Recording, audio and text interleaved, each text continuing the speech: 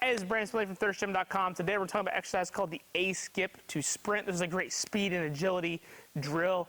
Really focusing on the turnover of your legs, getting those knee high, good arm action, and then implementing it with a sprint-based component so that it carries over and you can immediately use it and feel the difference. So the big thing that we like to do here at Thirst from our speed and agility is implement drills with the sprint itself. So we don't just like to tell people just to sprint.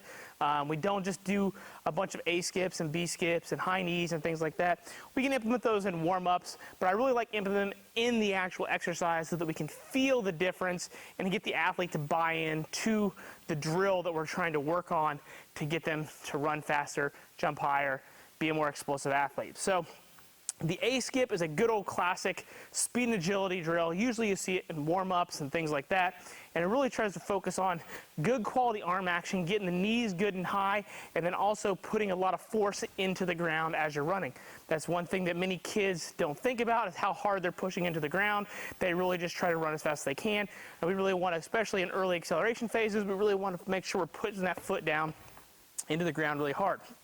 So the A-skip to sprint is a fantastic way to do that, and they get that sprint piece to be able to implement it right as they go. So the A-skip itself is not, one, I will say it is kind of complicated for some younger athletes. The ability to synchronize all that together, it does seem a little awkward. So some kids have trouble just skipping really well, so start them with skipping-based drills.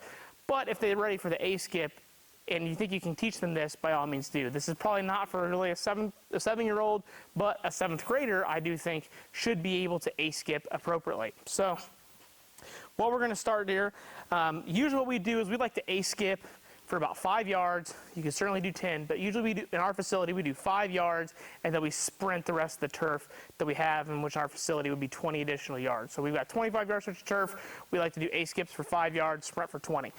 Now, I'm going to start here at this cone, and basically I'm going to shorten it up. I'm only going to go for a couple yards and then book it for my sprint. But one thing we really want to make sure is we teach the kids the A-skip, and that we really want to move the arms. And then once we hit our yard marker that we're supposed to sprint at, good forward lean, really apply our feet into the ground exactly how we're doing with the A-skip. So here we go with the A-skip.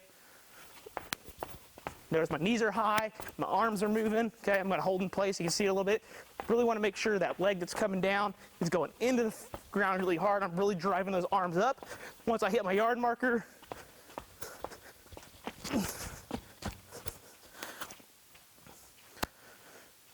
so the goal is to come forward. Once we hit our yard marker, we're going to try to, boom, hit that foot into the ground and go again. So I'm going to do this as an actual rep for about a couple yards rather than talking and A-skipping in place.